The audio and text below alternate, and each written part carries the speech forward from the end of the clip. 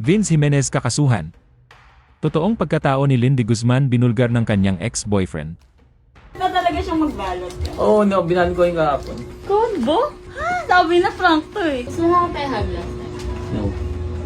Wala na talaga. Pero bago ang lahat, kung ikaw ay bago sa aking channel, huwag kalimutan na mag-subscribe at i-click ang notification bell for more trending news. Bago matapos ang taon na ito ay isang malaking pasabog ang gumimbal sa Pilipinas dahil nabisto ng isang lalaki na nagnagalang Vince Jimenez ang kanyang girlfriend na si Lynn de Guzman na may kalbiin pala. Sa video na ibinahagi ni Vince ay binulgar niya ang panloloko sa kanya ni Lynn. Binulgar niya din na hindi lang two-timer na manloloko kundi isa ding bayaran si Lynn. Nag-umpisa ang video sa pagbabalot ng regalo ni Vince para sa kanyang girlfriend. Maya-maya ay sinundo na ni Vince ang kanyang girlfriend upang ibigay na ang kanyang regalo. Guys, ito na yung cheater, user, two-timer, high bitch.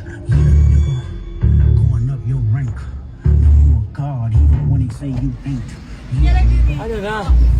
Tagal na ang traffic ang putik.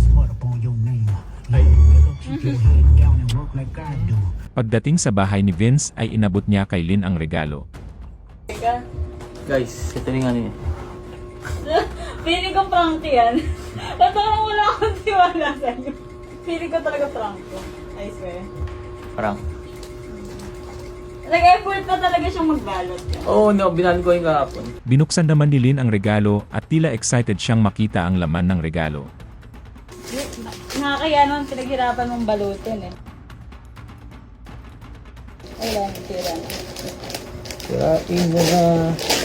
Pero nagulat ito dahil printed conversation ang laman ng regalo at inaakala niyang nagpa-prank lang si Vince. Puta, ano to? Combo? Basahin mo. Ha? Sabi na Frank to eh. Ano to? Para saan? Basahin mo. Lumalabas pala na may nauna ng boyfriend itong si Lynn bukod kay Vince. At tila ginamit niya lang si Vince bilang service at tagabili ng pagkain. Anong habol mo kay Vince? Ay putang ina ka.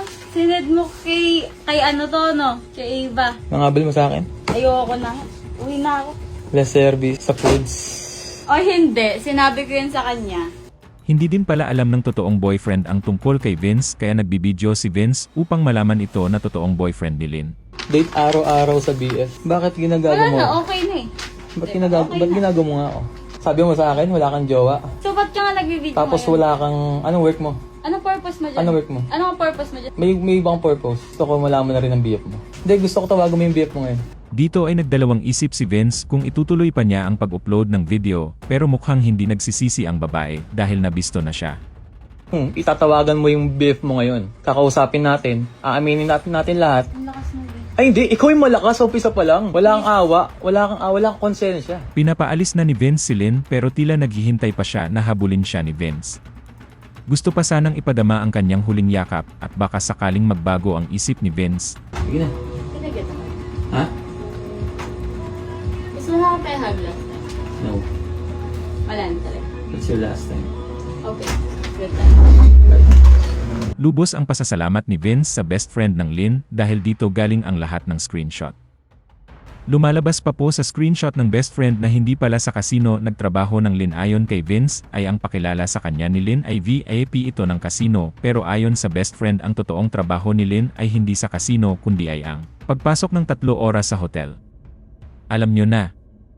Pinatulan daw umano siya dahil sa kotse at kakayahang tustusan ang pagkain ni Lynn. Matapos mag-trending ang video, marami ang kumampi kay Vince dahil nagagalak sila na meron nang na-expose na babaeng cheater. Pero marami din ang tumututol dito dahil ang pag-post ni Vince ng video at private convo at paglabag umano sa Data Privacy Act at cyber libel. Ayon sa ilang mga abogado, posibleng managot sa cyber libel at violation of privacy ang sinumang mag-post o magbanta na mag-post ng pribadong video sa social media, kahit pa may isyong pagtataksil, giit niya. Ang paglalantad bilang paghihiganti ay maaaring pumasok sa cybercrime dahil mas mabigat ang parusa kapag online ginawa ang libel. Bagamat hindi katanggap-tanggap ang cheating bilang asal panlipunan, hindi rin anya ito lisensya para sirain at ipahiya ang isang tao sa publiko. Samantala, lalong uminit ang usapan nang magsalita na rin ang dating kasintahan ng babae at nagbunyag ng sarili nitong karanasan. Si Paul Eric ay naglakas ng loob na magbahagi ng sarili nitong karanasan sa isang viral post. Detalyadong ikinuwento ni Paul ang kanyang naging relasyon. Kay Lynn ang kwento raw sa kanya ni Lynn ay isa siyang sales lady ngunit kalaunan. Nalaman ni Paul na CCA pala ang trabaho ni Lynn ayon sa paliwanag ni Vince. Ang CCA o Customer Care Assistant ay isang trabaho kung saan ang tao ay nag-i-entertain ng guests, uma-assist at nagbi-build ng connection sa mga clients sa mga club o bar. Mayroon din na tawag na clean E kung saan walang kasamang sexual acts, at mayroon din umanong dirty E na itinituring sa formal na paraan na nangyayari na sa private negotiation o direct messages o bookings. Sa kabila ng kanyang trabaho, tinanggap pa rin ni Paul si Lynn ngunit dahil sa sobrang pamamahal, naging manipulative umano si Lynn dahil alam nito na takot siyang mawala, kaya ginagamit ito ang sitwasyon. Ayon kay Paul, kahit nakipagnegosasyon si Lynn sa iba, nagtutuloy pa rin daw ito dahil alam niyang wala siyang magagawa.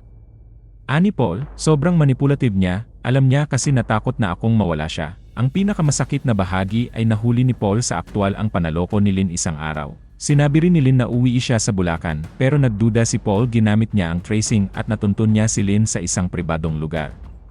Ayon kay Paul, naghintay siya mula umaga hanggang hapon sa labas ng hotel hanggang sa makita daw niya si Lynn na may kasamang foreigner. Ani Paul, kinausap niya si Lynn, ang lumabas pa raw ay siya pa ang mali at nagloko. Nagdulot umano na matinding sakit kay Paul ang ginawa ni Lynn.